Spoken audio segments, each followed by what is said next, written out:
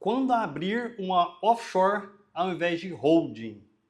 Essa foi uma pergunta que foi nos direcionada, que por incrível que pareça eu até fiquei surpreso. Apesar de ser um termo pouco conhecido, tivemos algumas pessoas que nos questionaram sobre isso. Então eu resolvi gravar esse vídeo para trazer aqui um pouco de esclarecimento de quando a gente abrir um offshore ao invés de uma holding. Uma offshore traz mais proteção? Faz sentido que a gente abrir uma holding no Brasil? É sabido, e todos nós temos conhecimento, pelo menos as pessoas que entendem um pouco mais desse termo, que um offshore, uma empresa no exterior, traz sim mais segurança do que uma holding no Brasil. Mas isso não quer dizer que uma holding no Brasil não tenha segurança, tá? Mas uma empresa no exterior, um offshore no exterior, traz ainda mais segurança. Isso porque quem será dona dos seus bens que estão aqui, como por exemplo, se eu tenho um terreno aqui na esquina, e esse terreno não sou eu diretamente que sou dono dele, quem é dono desse terreno é uma empresa no exterior, é como se fosse um investidor do exterior dono deste terreno.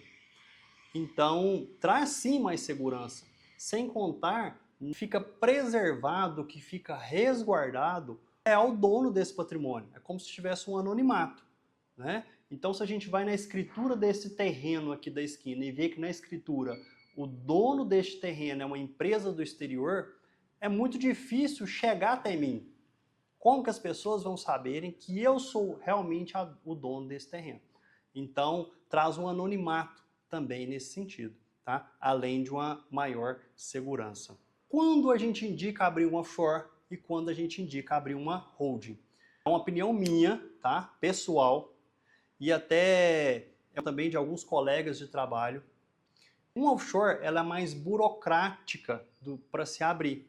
Então a gente precisa de despachantes no exterior, a gente precisa de um endereço, né, de uma sede para essa empresa no exterior.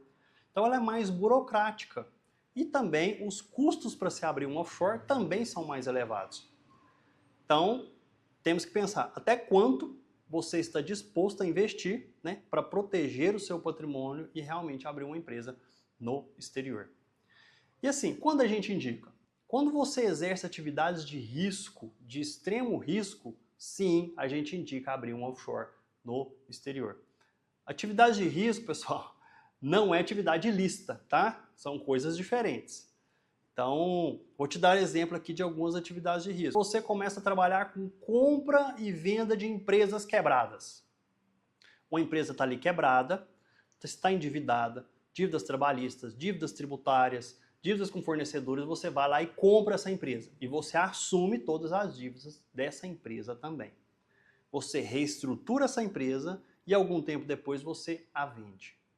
É sim uma atividade de risco. Eu entendo que é uma atividade de risco. Porque se você não conseguir reestruturar essa empresa e organizar ela para vendê-la depois, você está enrascado.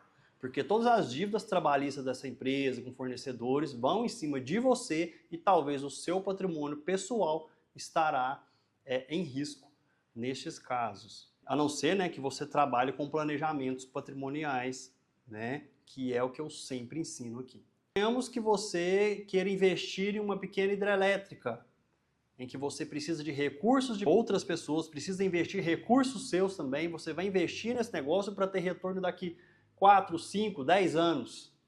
É sim também uma atividade de risco, que pode ser que daqui 10 anos o cenário mude e aí você não consiga ter o retorno de todo o investimento que você fez e das pessoas que você captou recursos também fizeram. Então também o seu patrimônio poderia estar em risco. Suponhamos que, no caso do Eike Batista, quando ele investiu nas plataformas de petróleo na OGX, foi sim uma atividade de extremo risco.